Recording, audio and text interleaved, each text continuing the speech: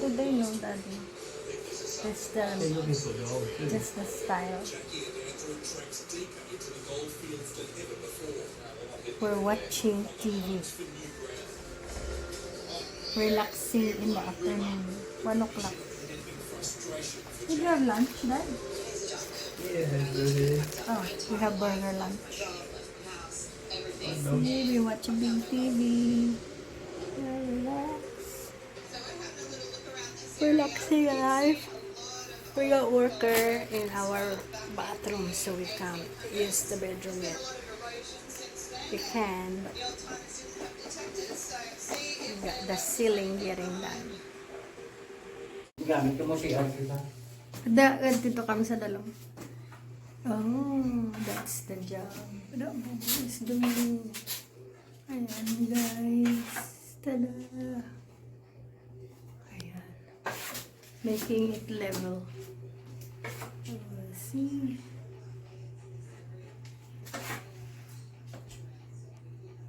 Damo, bukol-bukol. Ano?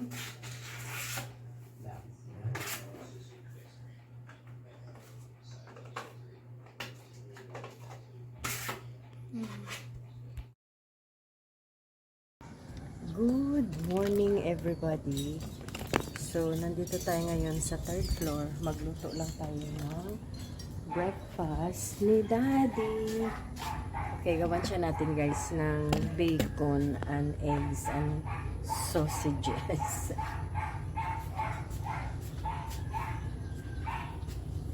Mahulog guys yung ano natin, decoration. Ayan.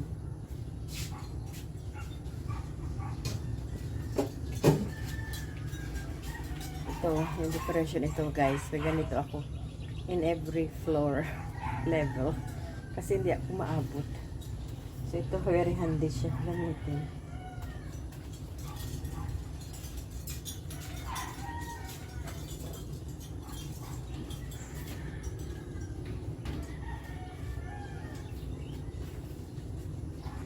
Ayan guys, kasi medyo hindi ako matangkad.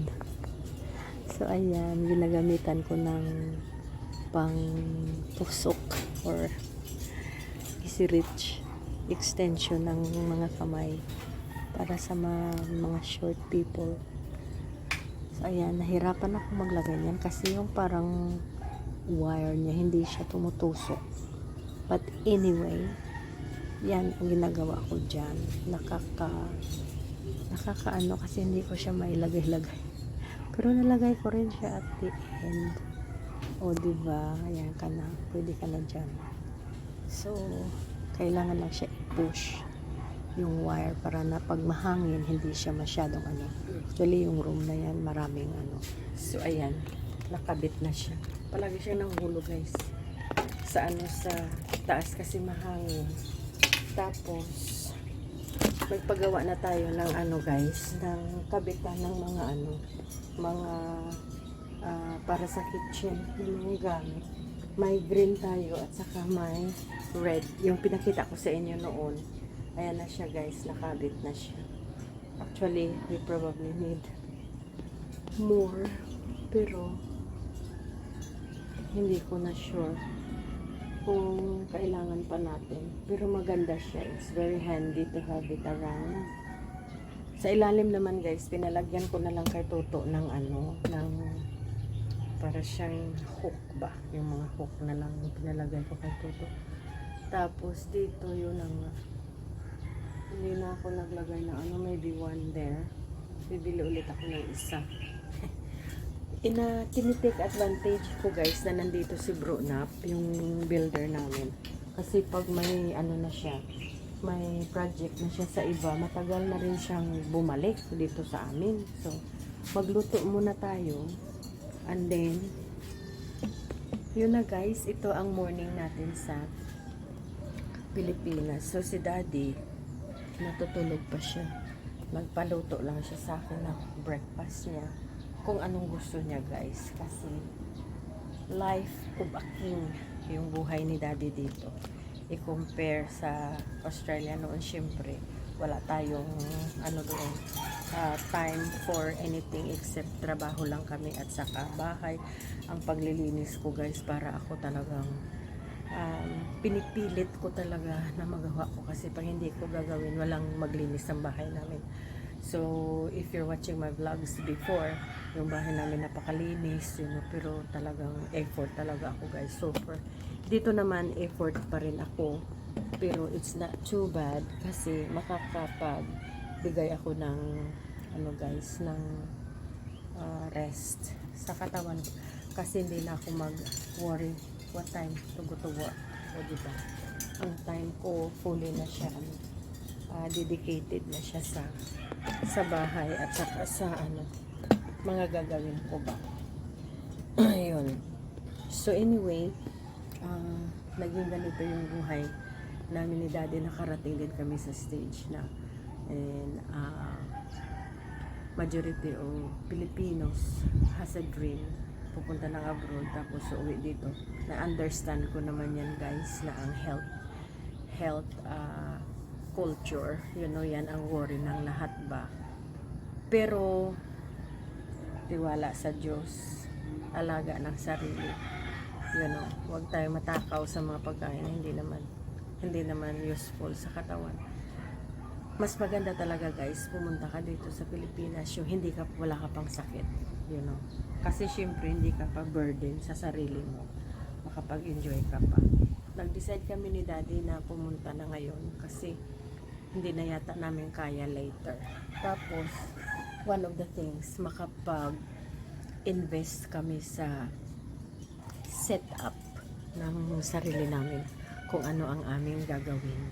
Kasi para ka na rin manibago kung anong gagawin mo kasi nasanay ka na sa abroad, So very important. Tapos pag ikaw ay mahilig sa tao na makipaghalubilo, you give yourself at least 1 year na i-work out mo yung mga tao sa paligid mo, kung sino ang i-keep mo, sino ang hindi mo dapat i-banding, So it takes time. Kaya yung mga ganyan, I'm so glad na umuwi na kami ni Daddy, na nag-decide na kami na time is now, yung 2 years ago. So nakapag-workout kami ng sarili namin guys, tapos hindi kami masyadong stress, yung bahay na pagawa ko. Hanggang ngayon nagpapa-develop pa ako ng bahay kasi maraming gagawin na yung hindi mo alam, mga weather, mainit, maulan, bagyo, so hindi namin alam kung anong gagawin namin sa bahay. So slowly pinapagawa namin.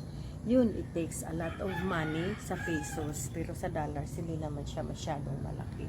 Pero hindi ka pwede mag-rack up dito guys, na pumunta ka na wala kang dala, wala kang savings. Hindi mo naman dadalhin, iwan mo sa bangko mo kasi pwede naman siya ma-withdraw. Tapos the best thing na na i-recommend ko sa inyo sa pera natin from Australia to here, pag may MoneyGram kayo or whatever na nagpapadala kayo ng pera, na maipadala nyo sa sarili nyo, na hindi kayo magbayad ng fees kasi ang bangko talagang malaki ang bayad niya. Paggamitin mo yung keycard mo. Pero magpadala ka ng ng pera sa sarili mo, pwede naman. Hindi kami nagbukas ng bangko dito kasi kailangan namin yung dollars pag umuwi kami sa Australia. Kaya yung pera doon nasa dollars na siya.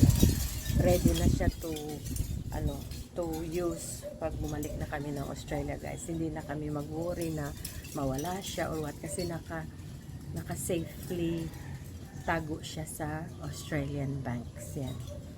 So yan naman ang okay lang naman yan guys sa amin. So kaunti lang naman yung pera kailangan namin dito sa Pilipinas. Tapos yung pera na yan, pinakalculate lang namin yung kailangan lang namin dito. Pag hindi namin kailangan, ipapalit mo pa yan sa dollars. Pag mag-rack up ka dito at ipapalit mo yung pera mo sa pesos. Hindi kailangan namin yung dollars kasi umuwi kami sa Australia. So, hindi na kami nagpapapalit, may dollars na kami doon. Hindi maganda. So, luto na tayo guys ng pagkain ng ng hari ng buhay. Para siyang hari guys. Sa Australia wala, dito hari siya. Aroy. So dito guys, gumagawa lang si Daddy ng toast niya at saka gusto niyang mag-snack. Ayan yung mga workers namin nandito pa sa taas. Marami pa silang ginagawa na mga tatapusin dito. Sinisecure ang area, yung mga tubig na pumapasok sa side.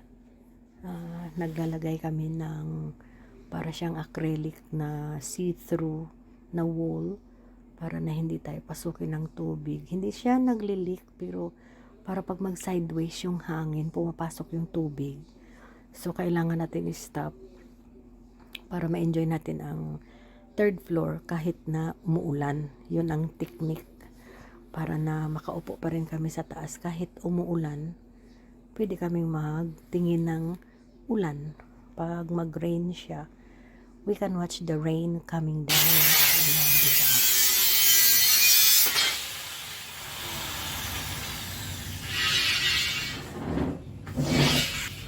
So, ayan guys, maingay ang ano ng doorknob kasi busy sila.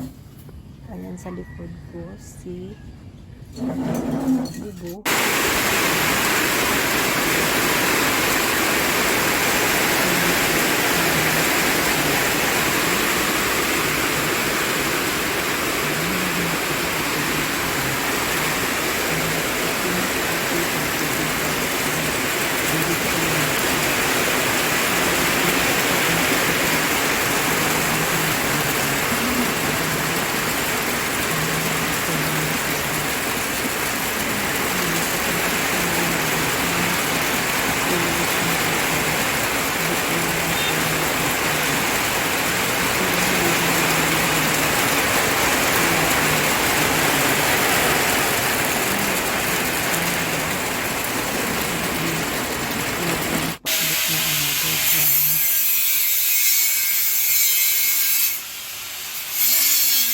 Ayan si Bernat, busy siya kasi marami siya talagang ginagawa ng mga bagay-bagay. Tapos gagawa pa kami ng bar sa side, bar counter. Ayun. So, may shelter naman siya. Pwede naman siya mabasa pag buwag siya. Yan yung mga tanim ko na linipat namin. Yan ang mga tanim ipamigay natin yan kasi hindi na namin kailangan. So guys, suminto ang ulan. Time check, it's 12:17. Magluto ako ng lunch. Mag-check tayo guys ng lulutuin. May binili ako na pork. Tapos lulutuin. Ayan guys, suminto ang ulan. So, naglagay ako ng slow cooker na meat.